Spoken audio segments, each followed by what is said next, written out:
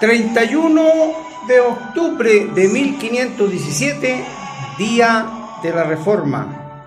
31 de octubre 2021.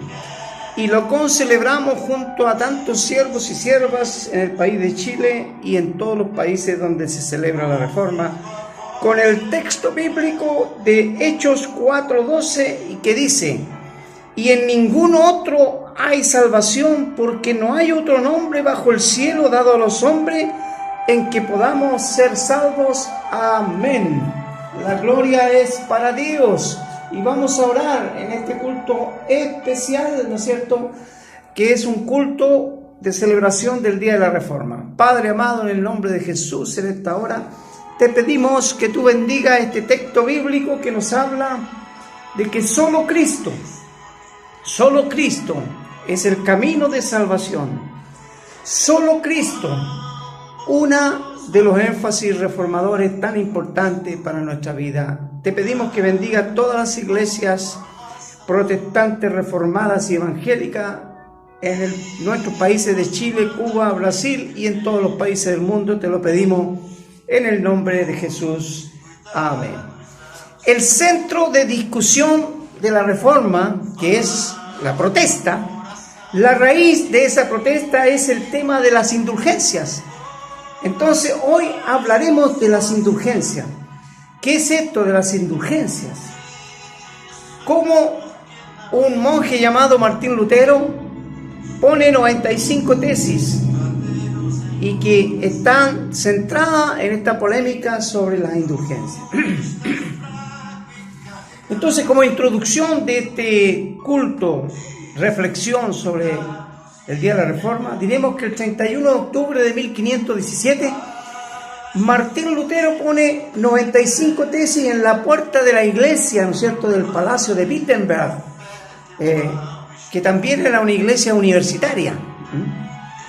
Una forma de protestar, pero a la vez también era una forma común de iniciar un diálogo teológico en esa época. Por lo tanto, no se estaba haciendo algo fuera de la ley, sino que se estaba haciendo algo que era común cuando una persona quería llamar, ¿no es cierto?, a un debate teológico. ¿Qué eran las indulgencias? ¿Qué es esto de las indulgencias? Eran un anuncio, ¿no es cierto?, que se daba por la autoridad papal de la época, que consistía en la venta del perdón de pecados y las penas o penitencia, como se le llamaba, a cambio de una cantidad de dinero. Simple, es decir, tú das una cantidad de dinero y automáticamente se te perdonan pecados y penas o penitencias relacionadas con ese pecado. Era evidente que, de acuerdo a la magnitud de ese pecado, también debía ser la cantidad de indulgencia que tenía que comprar el pecador. Es decir, con el solo hecho de entregar una cantidad de dinero, el pecador quedaba libre de culpa y de penitencia, sin mediar ningún acto de contrición o arrepentimiento, solo la mediación del dinero. ¿Qué es lo que hace Lutero ante esta situación? Que llegó a ser, ¿no es cierto?, repulsiva aún para los más fervientes católicos de la época. ¿Qué hace Lutero? Reclama que los vendedores de indulgencia ya no están distinguiendo entre la remisión de una culpa y la remisión de unas penas, de acuerdo incluso a la doctrina vigente de la época. ¿Y qué pensaba la gente? ¿Qué pensaba el común de las personas respecto a esta venta de indulgencia? Las personas decían: yo compro una indulgencia y se me perdonan los pecados, y además, junto con ello, era como un combo, ¿no es cierto?, un combo, las dos cosas juntas, también se me perdonan las penitencias que conllevaban aquellos pecados. ¿Y cuál es el error? Según Martín Lutero, el teólogo importantísimo de esa época, es que aquí ya la mediación es mediación del dinero. Es decir, la iglesia ha caído, ¿no es cierto?, en la trampa de que el dinero es el mejor mediador entre Dios y los hombres. La falsedad del sacerdocio que se vende entonces por moneda, como se decía, ¿no es cierto? El eslogan: cae la moneda y el alma salta del purgatorio. Cae la moneda, suena la moneda en el plato y el alma salta del purgatorio, ¿no es cierto?, y se va al cielo. La falsedad del sacerdocio que se deja entonces guiar por la trampa del dinero. Ya que Dios, a través de Cristo, dice Lutero, es el único que perdona pecado, es el único que hace la remisión de los pecados a través de la obra de Cristo manifestada en la cruz. Pensamiento totalmente protestante, reformador y evangélico. Con estas 95 tesis, Lutero plantea la doctrina básica del pensamiento reformado. Es decir, con esto consiste en borrar de una vez y para siempre toda mediación humana, llámese del sacerdote, llámese del dinero o de cualquier otra intervención humana, y volver, ¿no es cierto?, al centro de la Biblia, que el único mediador entre Dios y los hombres es Jesucristo hombre, que no hay mediadores entre Dios y los hombres.